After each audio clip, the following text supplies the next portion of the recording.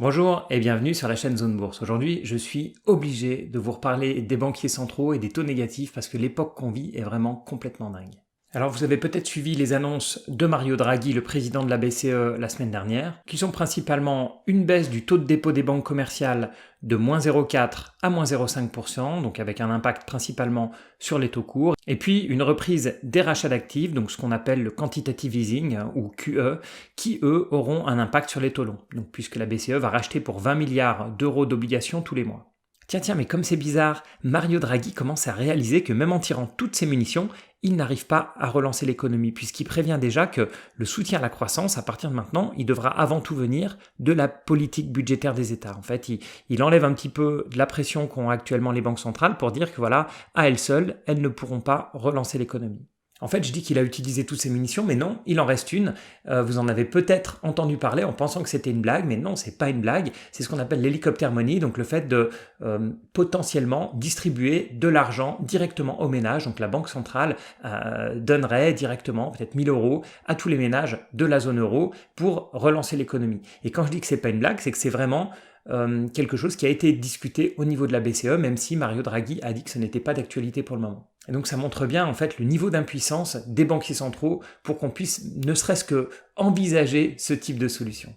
Alors ça fait des mois, des années que ça dure, cette baisse des taux sans discontinuer pour relancer l'économie. Mais en fait, à part booster le marché action et l'immobilier, on sait que ça a assez peu d'impact sur l'économie réelle.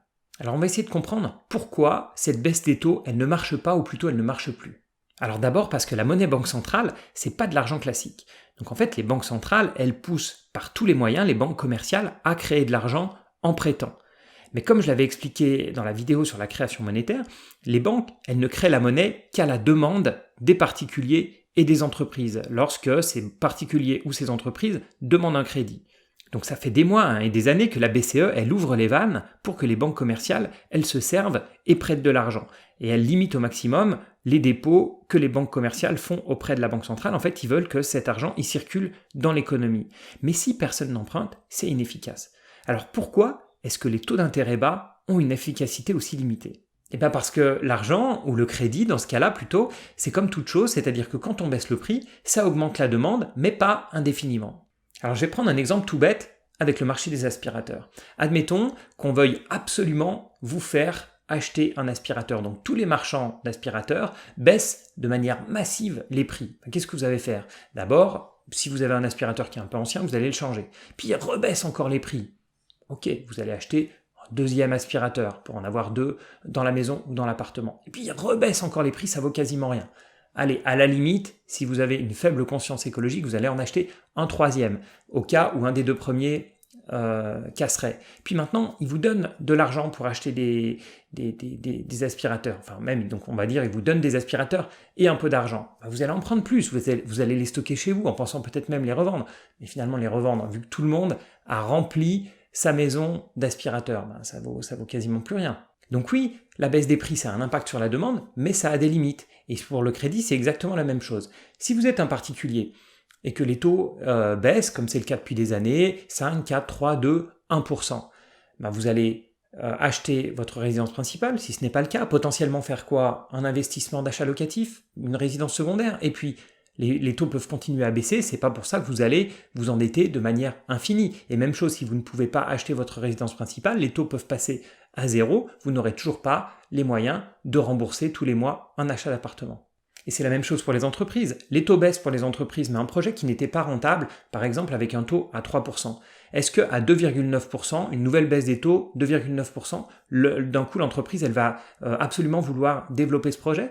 Mais moi, j'y crois pas du tout. Et si c'est le cas, je serais plutôt inquiet en fait sur la rentabilité de ce projet. Et je pense que les entreprises ou les particuliers qui avaient besoin d'emprunter et de s'endetter pour investir, c'est déjà fait. C'est déjà fait. On est arrivé au bout du système.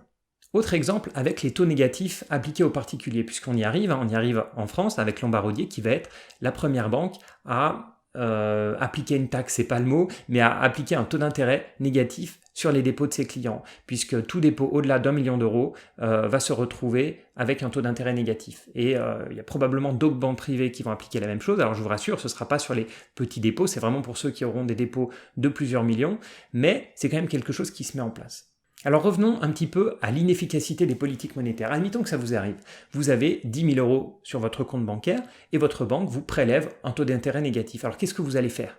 Est-ce que vous allez réellement vous ruer à la FNAC pour dépenser ces 10 000 € et donc relancer l'économie? Personnellement, ça m'étonnerait. Ce que vous allez peut-être faire, c'est prendre cet argent sous forme de cash et le planquer chez vous, ou alors vous allez acheter de l'or avec pour avoir quelque chose de physique, ou bien vous allez mettre cet argent sur des livrets qui rapportent peut-être rien, mais au moins qui vous coûtera pas d'argent, ou sur des placements monétaires, mais ça m'étonnerait que vous vous jetiez à l'extérieur pour dépenser votre argent.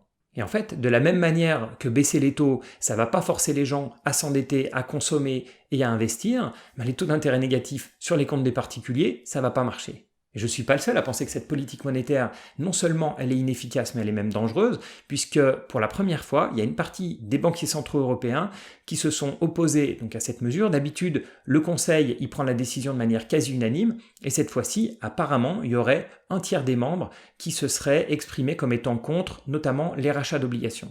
Jens Weidmann, le président de la Bundesbank, il a ouvertement critiqué les décisions qui ont été prises donc mi-septembre par la BCE.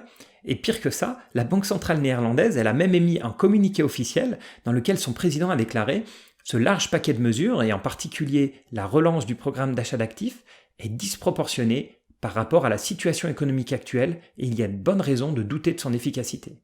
Alors c'est bien sûr une affaire à suivre, avec l'arrivée de Christine Lagarde dans quelques semaines à la tête de la BCE pour succéder à Mario Draghi, mais j'ai bien peur que Mario Draghi a tellement verrouillé la politique monétaire pour les prochains mois, voire même pour les prochaines années, qu'elle aura une marge de manœuvre extrêmement faible. Je vous remercie d'avoir suivi cette vidéo jusqu'au bout. N'oubliez pas de liker, de commenter et de vous abonner, et moi je vous dis à bientôt.